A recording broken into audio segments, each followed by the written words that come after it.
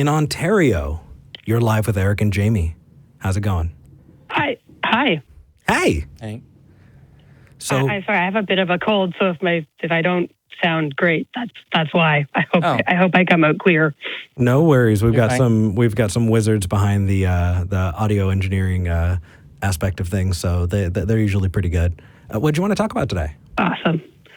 Well, I'm a theist. I'm a polytheist, actually, and I thought I'd call in because I feel like I have a little bit of a different perspective than most of the theists who call your show, because I am perfectly willing to admit that there might very well not be any gods, either my gods or anyone else's gods.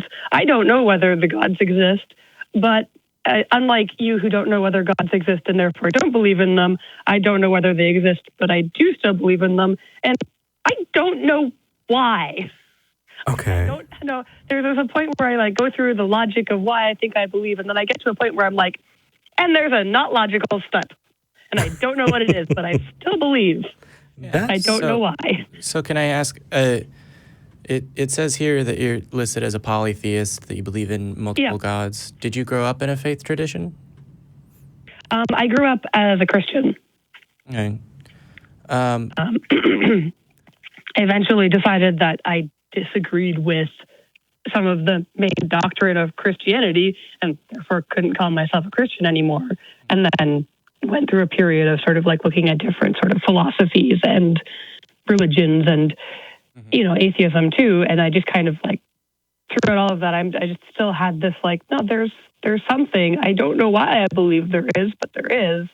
Eventually I settled on actually Egyptian paganism. So I believe in the ancient Egyptian gods because that fits my moral, my moral ethics better than any other sort of religion that I looked at or philosophy that I looked at.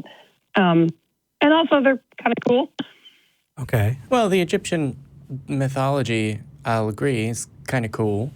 There's one with the head of a jackal, and it's fun even to say the word jackal. But I don't think that has an effect on whether or not it's true. So when you say you believe in the Egyptian Pantheon, you're saying you believe that these gods exist and influence the world around us? Question mark? Yes, I guess so. Okay. I'm not sure whether they do or not. Okay. So I find though that it helps me if I pray to them and give them offerings and do things that people would generally consider worship. Okay. So would it be fair to say that you not so much believe in this pantheon, but you pray to and worship this pantheon? Yeah, I guess so. Yeah, because depending on... I feel like an element of belief kind of has to come from that, because otherwise why would you bother? That is a wonderful question, Kate. I feel like it makes sense from a specific perspective to come to the conclusion, well, then I must believe. But that kind of only comes down to if you think that human brains trend naturally and unguided towards reason. And they don't. And I'm going to do less harping on that than I usually do, because I hit that note a little bit too heavily at every opportunity. But if when you're asked or when you think about, this God actually exists somewhere and it's actually doing this thing, if your question is, well, I guess I believe that because it helps me to pray and do, did you say sacrifices or rituals or something as well? Offerings. Okay.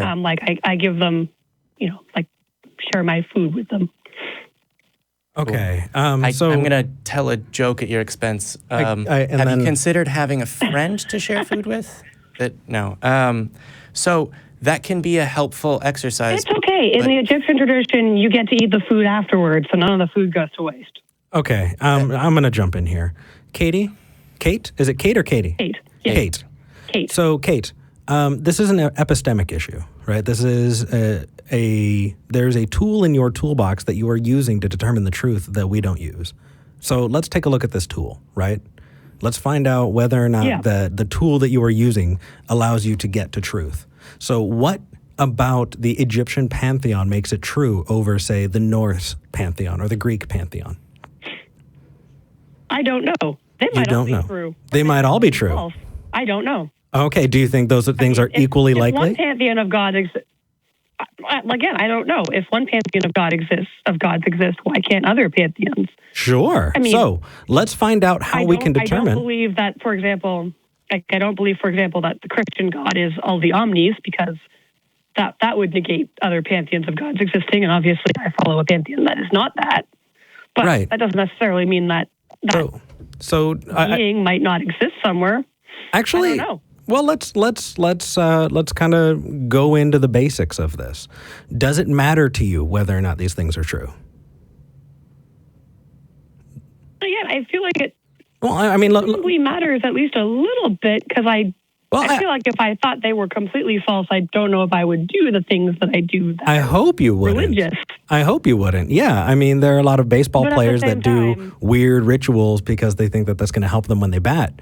But that doesn't mean that those things are true. If you knew that it was false, I would hope that you wouldn't do it. And beyond that, I think that it being true is the most important question that needs to be answered before you're going to dedicate your life to any kind of worship. Right? I mean, that has to be the most important thing. Otherwise, why would you be, worshiping something false? Yeah, but also I found the thing is, like, for example, when I went from Christianity to not knowing not knowing anything, I found that my life was lacking without some kind of like religious ceremony or ritual. Like oh my gosh, having that. I'm right there with you. Something. I'm so there with you. Oh my gosh. Oh, I'm giving you a hug through the phone. You have no idea. When I left Christianity, I thought I was broken. I thought there was something wrong with me. Everybody has faith in something and I don't. And so for the longest time, I didn't think I was broken particularly. It just, there is something missing when I don't have religiousness. I will tell you, I thought I was broken. And I did look at different religions. And I did look at different... I'm glad you no longer think you're broken. And I'm glad that you don't. Because that's where I was going to go with this. Because that's the most important to me, is that you're not broken. Now, whether or not it's true, this is very important. And so how are we going to determine whether or not a pantheon is true? Well, let's start with life after death, right? Do we have any indicators that life after death is even possible? I'm not saying probable. I'm saying even possible. We don't know. We don't know. By the same, I mean, no one come back from after death. With the possible exception of Jesus, but that's not falsifiable, so. Exactly. And if we follow this, right, if we take a look at the evidence and the fact that people who do, their heart stops for a little while, and then all of a sudden when they come back, they say, oh, afterwards I saw all of these things that fit my narrative, of what I think happens after I die. Or you have these different beliefs that that's very convenient. Isn't it? Or the idea that you get to go and populate a planet or a universe, or you get powers, or you get eternal happiness and all the cupcakes and tummy rubs you ever wanted, or that you get reincarnated, right? All of these are different. I mean, so different. They are all also mutually exclusive, right? And so it's not if it's there. Believe it when there's evidence. But right now, the best that we can come up with is that when you're dead, you're worm food. Yeah. On the other hand, even when I was a Christian, the whole life after death thing wasn't really all that important to me. Okay. So let's move to the next thing. That's not why I believe in things, is because I want to continue after death. That's never sort of been a reason for So I think my belief. Eric is touching on something here that's very important, which is whether or not something is true is the most important factor when considering whether or not to believe that it's true, right? In fact, it's the only factor that really matters at all. But let's talk about what you mean when you say pray and these rituals. Are these daily rituals? I'm trying to figure out what it is that you get out daily, of this. But more. I'm not entirely sure how to do it. I guess it gives me some kind of comfort because I can sort of reach to something beyond myself. I also find that I tend to sort of like view my gods as personifications of like the world around me. So like I see the sun and I'm like, oh, hey, there's Ra. And I see the moon and I'm like, oh, hey, there's Khonsu. And it gives me comfort. I mean, I also know the sun is the sun and the moon is the moon, and they're not gods, or there are no gods, dragging them around the sky or whatever. Right. But it gives me comfort to be able to say, hey, to whatever God is in charge of that, if you will. When you say it gives you comfort to be able to say, hey, do you mean like have a conversation with, or? Yeah, I mean, sometimes if I'm having like problems or whatever, I will reach out to, a relevant deity, if you will. The Pantheon has lots of them. I don't talk to all of them all the time because that would be, frankly, ridiculous. There are like hundreds. How do you? We don't know much about most of them. Right, Kate. How do you know that you talk to any of them? I don't. So why do you do it? Because it makes you feel good? Yes. Yeah, it gives me comfort. Okay. And I mean, I have... Does I guess that's it. I don't know. Right. If something makes you feel good, does that make it true? Like, not necessarily. Oh, yeah. I mean, I'll give you an example. It might make it useful, though. I can imagine that I have the winning lottery ticket, right, to the Mega Millions, which I just passed by a gas station. Holy crap, it's high right now. Right? I could imagine that I've got this winning lottery ticket, and that could make me feel really good. But does that make it true? No. Okay. So... I guess the thing is, assuming you don't necessarily use this to influence, like, important decisions in your life. I actually think that... I don't know if it necessarily... It does. Well, it does. And whether you want to or not, it does. Right? Because this is an epistemic issue. It's a line of reasoning that if you follow, will have an influence in other places in your life. And you may not recognize it now, but it could. It could have an influence on where you vote or where you fall morally or ethically along different lines. It could influence how you treat people in your life, right? I mean, there are people who don't say I love you to family members when they die. And they go, I know. I mean, I realize that there are people who do use religion. I'm not saying that all religion is inherently harmless because, right, kind of thing. Because there are obviously people who use religion and use it in a harmful way, and whose beliefs cause harm. I don't know that necessarily my beliefs, given that I mostly just use it to comfort myself, if you will. Mm-hmm. I don't necessarily know that is a cause of harm. Is the world that we live in enough? Couldn't it just I don't know. I mean, Kate, we're alive. We're sentient. We're conscious. We're making decisions, and we're living these lives trying to find our happiness.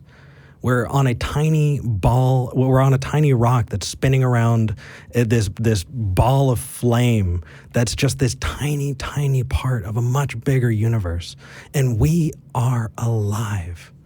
We're able to take that time to find love and to find fulfillment, to create meaning for ourselves and our own lives, and to work to achieve that meaning, right? We have families, right? And we watch those children grow. We have so many amazing, wonderful things right here that we can create with each other. Is the idea of what is likely a fabricated deity, right? This other theism. Why would the scaffolding be more appealing? It's kind of blowing my mind because I mean, number one, I can't think of heaven as something that makes me happy anymore because there's no amount of coddling, there's no amount of convincing that I can do to myself that's going to make me comforted by that anymore because I know it's not true, right? Yeah. And so the question is, I mean, number one, either A, you're trying to trick yourself and you really know that it's not true, at which point I am going to say that in time it's going to fade away, right? And if it does fade away, I guarantee you there's an amazing world out there. Nothing is lost. Things are better. Things are better because we're never going to know everything. That means that we give ourselves permission to explore. We get to go out and grow and learn and work together and then build on the people before us so that people after us can build on us. Right? That's fucking amazing. Well, I mean, and that's why I don't want to say I know these things, because I don't know. And not knowing gives us, like you said, space to learn the things. Right. Learning true things is important. But holding on to untrue things because they make us feel good, I gotta say, I'm not on board, Kate. I mean, that's fair. Yeah. So again, it's important to know whether or not the things that you believe are true. But you're going through and you're doing these rituals and you're thinking about the sun as a god and the moon as a god, and you've said earlier, like, oh yeah, but I mean, I know the sun is the sun. How familiar are you with nuclear fusion? Because, I mean, I don't really have a full understanding even of that, which is what makes the sun the sun. Yeah, I mean, I'm not super familiar with it. I know that it's a ginormous nuclear reaction that's going to keep going for Can I tell you years until it something about what I do that I think I probably do things like this less frequently than you. And I don't do these things in relation to any ancient myths or legends. But when I gained and continue to gain a greater understanding of the natural world and human psychology, what you're describing is what the kids these days might call a brain hack, which is you do something, it doesn't really relate to anything, it doesn't really have an effect on the natural world or your situation or whatever, but it is a kind of shortcut to affect your mental state. Okay. Yeah. And there's no particular reason that needs to be wrapped up in any religious tradition, and there's no particular reason that has to attach to any belief whatsoever, right? There are things that I do that are rituals that have no attachment to any true belief whatsoever. I do them because I know that doing them will make me happy. Celebrating birthdays is that, right? And you expect that there's a cake, right? The thing that makes religion poisonous is it latches on to that natural human tendency of wanting to do this thing because it will make you happy, and then it assigns an unworldly supernatural importance to the birthday cake, and oh, if you've made the cake incorrectly, you're a heathen and you must be killed, right? And that's the point at which you've gone too far, right? I don't see a harm in birthday cakes as long as we recognize that the only value that the birthday cake brings by being decorated a specific way or having specific words on it is the effect that it has directly on human psychology. Right. So it makes us happy to celebrate birthdays together. Yeah. And so one of the things that I would say that can probably help based on the way that you've described the rituals and the quote unquote worship that you engage in is gaining a deeper understanding of the natural world and of human psychology and skepticism. Because originally when you called, you said, I left Christianity, I don't believe this, I looked at a bunch of pantheons and I don't really believe they're true, but I do this worship. Why do I do that, right? A couple of times in this call you've said, well, if I'm doing these, these rituals, I'm going through these motions, it must mean that there's a part of my brain that believes it's true. And I don't agree with that conclusion. Like the human brain doesn't seek truth, it seeks pleasure.